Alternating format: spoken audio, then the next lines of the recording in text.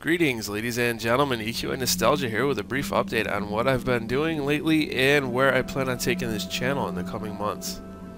But before I get into that, you might have noticed I'm actually playing as an ogre right now. There are a handful of character models that are available for the team to utilize, and one of the people on Revival, the Facebook page, was able to take the ogre and make it playable.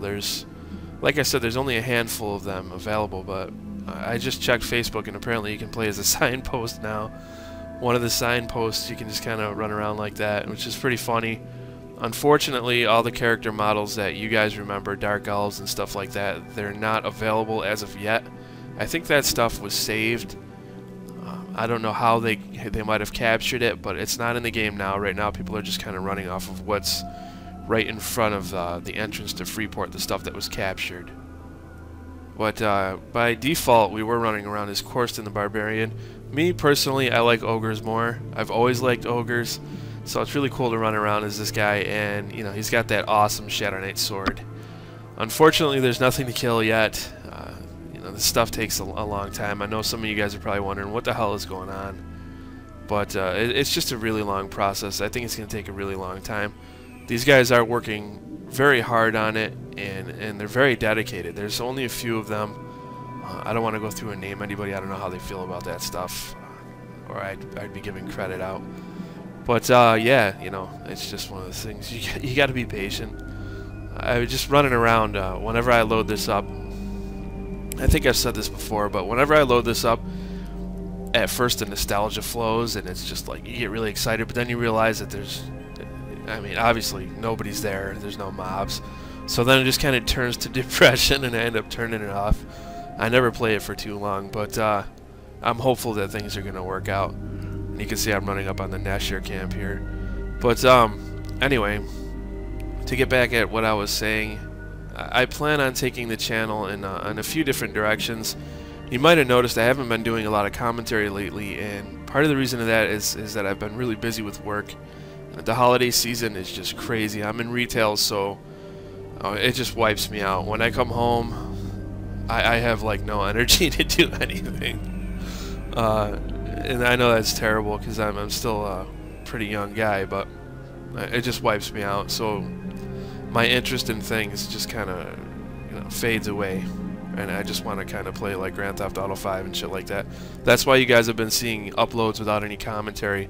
And a big part of that has to do with PlayStation 4 changing the way you upload videos. I was all about it at first because you can upload straight to YouTube. You don't have to You don't have to upload to Facebook anymore, which is what I was doing. But after I uploaded it to Facebook, I was able to download it and then put it on my video editing software and do the commentary later. I'm not one of those people who likes to do commentary as I'm playing something, because I find that I'm just more boring than usual. You know, it's just really boring. I personally, when I listen to my videos, I cringe at myself anyway. I know you guys, obviously, you're subscribed, you must enjoy what I do. But, yeah, when I'm actually playing a game, I don't talk as much. My focus is more on the game, so I don't like that. I'm going to try to do some of that, probably with, like, Plants vs. Zombies and some Grand Theft Auto. I have been playing Final Fantasy XIV, but it's just one of those games, I don't know, for some reason it just doesn't seem like it would be interesting to run around and talk about anything in that game. I might do something for it, like just kind of like a roundup on my views on it, what I think of the game. I can't really call it a review, but I might do something like that. I've been spending a lot of time actually playing Skyrim. One of those games that I just never got around to beating, you know. I would play it for like, I have like 220 hours invested in that game, and I hadn't beat it until 2 days ago. Because I got a few days off. I'm like, you know what? I'm just going to sit down and I'm going to beat this shit. Because you guys know how Skyrim is, how the Elder Scrolls games are. You can run around and just do side quests and just screw around and never beat the game. And Skyrim's actually the first Elder Scrolls game I've beaten. I've played Morrowind for hundreds of hours, Oblivion for hundreds of hours, and never beat either one of them. So I plan on going through those again. Each one of them. So because I've been doing that, my interest in Elder Scrolls Online has actually peaked a bit more. I know the reviews came out, and they were horrible for the game. It didn't do well. A lot of people didn't like it. I think a lot of people were expecting Skyrim Online, I don't know, but I've been reading that a lot of things have happened within the game that changed it, and it's looking a lot better. So I'm definitely interested in picking it up on PlayStation 4. On the GameStop site, it says it's going to be releasing December 31st, but then it says 2015, so that doesn't make any sense. I don't know if they mean this year and it was a typo, but I can't imagine it taking another year. So if it does ever come out on PlayStation 4, I do plan on picking it up, and I think that'll be a little bit more interesting because it's more combat heavy, it's more action oriented than like Final Fantasy. I could probably get into PvP and do some commentary on that. I could see that being a lot more interesting than running around in Final Fantasy 14, which it's a slow pace. It's more of a slow paced game, which I enjoy. That it's more strategic, in a more traditional sense, but. Yeah, I know probably some of you guys aren't really interested in Elder Scrolls Online, but hopefully I can pique people's interest. Hopefully, by the time it comes out, whatever bugs are remaining are fixed. I know they plan on adding the Thieves Guild and the Dark Brotherhood, which is really awesome. And yeah, I've been following it a lot over the past few days, just reading all the fixes and things. And people have said that it's really come a long way. And one of the things about MMORPGs is they usually... I'd say like 99% of the time they do not get a second chance.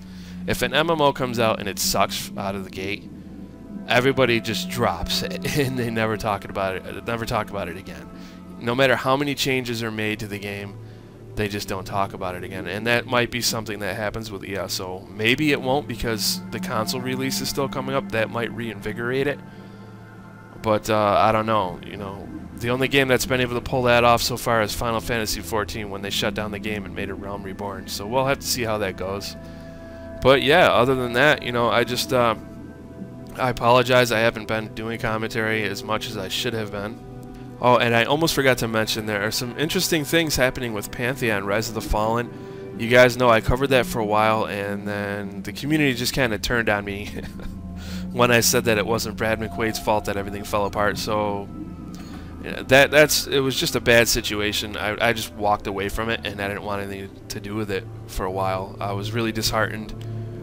It really bummed me out that things didn't work out, but to my surprise, Brad McQuaid is still going forward. Those guys are still working on the game, and it's really looking good. So I'm probably going to talk about some of the updates they've come out with for that. So hopefully that will be up in a couple of days. I do have some time off, thankfully, so I should hopefully be able to do that. And yeah, with that having been said, I'm going to go ahead and wrap this up. Make sure you guys watch out for trains if you go to Croc Island, and I look forward to seeing you guys in my next video.